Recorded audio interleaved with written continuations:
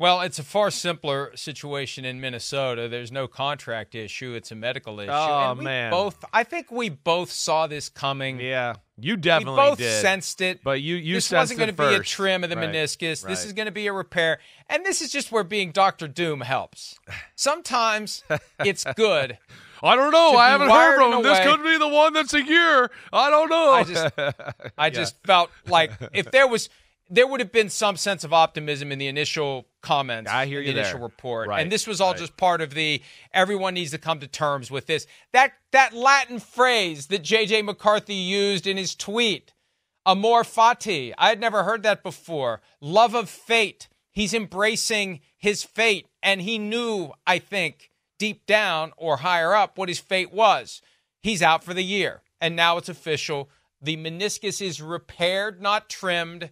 Shelved is what J.J. McCarthy will be for 2024, and the Vikings go forward without him. Let's hear from Vikings coach Kevin O'Connell confirming to the world what some of us knew before it became official. As crushed as I am for our team and the excitement that we had in our building, I know our fan base felt the same way, especially after seeing him perform really well the other day at US Bank Stadium. I'm the most crushed for JJ, but as our fans either have already come to find out or will in the future, this guy is so motivated and so dialed in.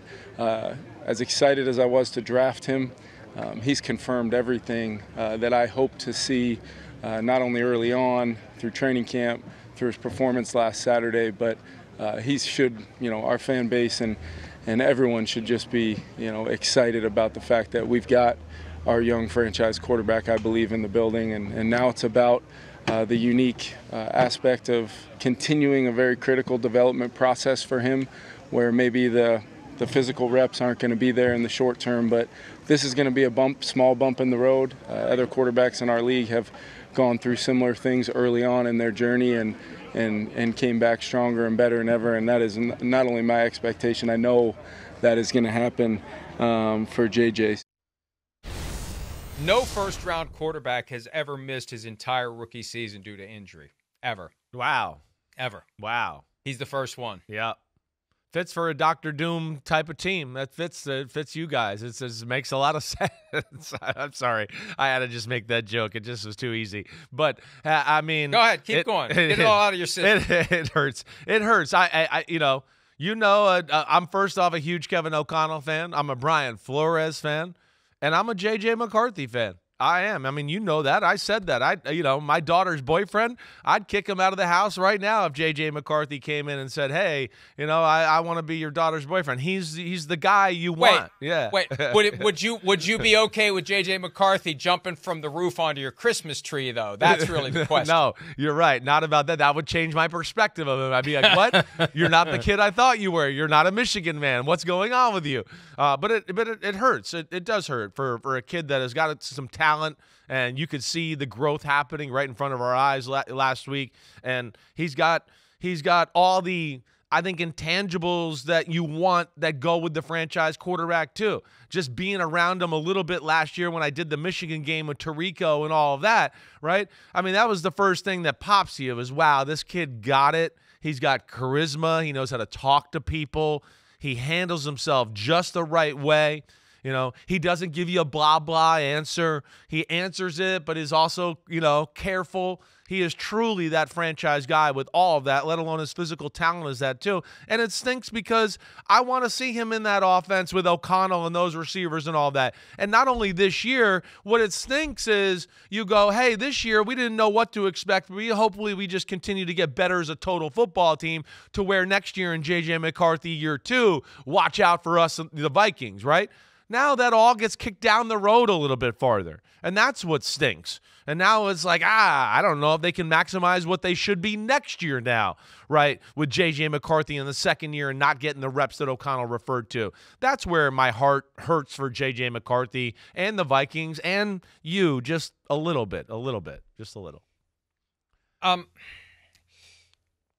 Here's where I think, and there is no replacement for getting live reps in a game. Yeah. Unless you get ruined, right? Unless, remember when Giovanni Carmazzi, one of the Brady Six, picked by the 49ers, like as Steve Mariucci tells it, who was coach of the 49ers at the time, Carmazzi was ruined by his preseason appearance in the Hall of Fame game, coincidentally against the Patriots and Tom Brady, although Tom Brady was, way down on the depth chart then. But you can get ruined if you get thrown into the fire too early, but those reps will help you reach your ceiling. The game slows down. You understand the connections. And I know it didn't hurt Patrick Mahomes to sit out the whole year, but he was at least able to practice. See, this is the difference. It's all going to be mental reps. It's all going to be study. It's all going to be monitor. And I know he'll find a way to be actively involved, and I think that it would be smart for Kevin O'Connell to involve him in game planning so he can understand. So by next year, he won't be learning it for the first time as he's doing it. So there's a way they can come up with a plan to really, I think, educate him, but it's still not the same if you can't get out there on the practice field. No. And definitely not if you can't play. No, that's right. I mean, that's the second best thing is okay, I'm still practicing. I'm getting to run the scout team. I'm getting valuable reps there against our first team defense, right? Those are all things that even, I get to go through warm-ups all regular season to where, year two, it's nothing. I don't think about it. Those things are all going to be new to him again in year two. So that's where it is tough. It's tough. But he's smart. We know he'll do the right things. He'll do everything he can to keep up to speed. I'm still shocked that I haven't seen it. And again, I didn't go back and watch the game yesterday or anything like that. I watched it live the other day on Sunday or Saturday, whatever day that was. And I still am like, Ed, I haven't seen a clip yet of that makes me think, where did he hurt his knee? When was it? Was it on this one of these plays where he spun out of the pocket and ran? When he spun, did his leg get caught a little bit as he spun out and then it twisted and torn the meniscus in the artificial turf? I don't know, but it's just so rare to have an out-for-the-year injury. I watch guys and have a knack for that and never saw a grab or anything, a wince at the knee, and then all of a sudden it just came out of nowhere. I'm still surprised by that. I really am. We talked about that yesterday as it relates to the dispersion of forces. Dispersing, I don't know, of forces. One of the three. Don't ask me. Disbursement, or dispersing of forces on grass versus on artificial turf. And it's funny, I'll hear there's this weird pro-artificial turf lobby out there, and I don't know if it's burner accounts, or I don't know what it is, but there is a group that is very big. Definitely. The people who make this stuff. I think it's all the investors. Stuff. Right. And it's like, oh, well, the injury rates are the same. And why do you never point out that somebody tore an Achilles tendon on grass? It's like injuries happen everywhere. The issue is, what do the players prefer? What do the players feel more comfortable on? What does the science tell us as it relates to forces going into the ground versus bouncing back up into your legs? And it's just weird. It's weird to see this unofficial pro-artificial turf lobby that doesn't want to listen to the players.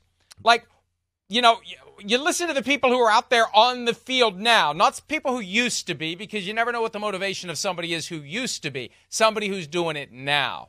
Those are the guys who want grass. It may have been as simple as a twist, and the forces don't go the right way. Yeah, right. And you get a little tear of the meniscus, and that's that. It could be exactly that simple. Yeah, no, it's crazy. It could be that simple. Right, and I will echo your sentiments there. I remember last year we had conversations about this, and I had people reaching out to me, basically telling me to shut up. And what I find out is that they were all invested in artificial turf companies. Yeah. So it's like, oh yeah, great. You're not invested in, you don't care about the players, you just care about you, is what you're telling me about here. So that's certainly, I think, part of that crowd there and all of that. And it's just it's unfortunate where we want to go back to the grass field. Certainly, we know that. But to change the subject a little bit. Well, I want to raise one more point with you, though, okay, before you change the subject. Go ahead. On McCarthy. Go ahead. They say he's out for the season. Yeah. They haven't put him on injured reserve yet. Right. If you put him on injured reserve before the roster cuts to 53, he can't come back. Yep. If you put him on IR after the roster cuts to 53, you never know. And I don't want to go conspiracy Mike here. I hear you. But it shouldn't be a season-ending injury. Meniscus repair, if all goes well, he could, in theory, come back in 3 or 4 months. I mean, this happened early. This isn't like a torn ACL. Torn ACL, ruptured Achilles tendon, you're done for the year. Unless you're Rod Woodson and you tear it week 1 and you come back and play in the Super Bowl. Typically, or Cam Akers. Remember, he had the ruptured Achilles right before camp, came back and played in the postseason for the Rams 3 years ago. Usually you're done. This isn't a done for the year. This is a 3-month typically thing. Could it be that they just want to like completely take the air out of the balloon, go all in with Sam Darnold, don't have any distraction about the possibility. You know, you don't want to have the Aaron Rodgers, maybe I'll come back this year, hovering over your team, but you just kind of quietly see what happens. And if things line up just right after Thanksgiving, maybe J.J. McCarthy does come back. But they're just not going to make it a thing because I think that hurt the Jets last year and it hurt their quarterbacks to have Aaron Rodgers hovering over the team all season long. Yeah, this kind of just, ends the conversation. Anything on top of this is icing on the cakes or icing on the cake or, oh, wow, look, he healed so much quicker than we thought he would be, and this is amazing. But, yeah, by all sorts of math, I mean, you can sit there and go, hey, middle of November, he might be able to be back and help out the team and be a backup in some sort of situation. And then you maybe go through a few weeks and, oh, wait, is he good enough? Wait, what's our status in the playoff race? Maybe we want to play him 2 or 3 games at the end of the year. I don't think any of that would be out of the question. I'll be interested to see where this goes too. Now, there might be the other side of it is like, hey, let's not even risk it with our franchise quarterback here in the month of December, and we'll just wait till next year no matter what. But I hear what you're saying. I'll be interested to see what they do at the end of camp too and how they place him in an IR, right? That's the key. Yeah. That's the key. If they put him on IR between now and the cutdown day, it doesn't matter. Yeah. If they wait until after he's on the 53-man roster, he falls into that category of guy who can be clawed back from injured reserve at a later date as the season unfolds. Hi, it's Mike Florio. Thanks for watching PFT on YouTube. Hit subscribe for the latest news and analysis from Pro Football Talk.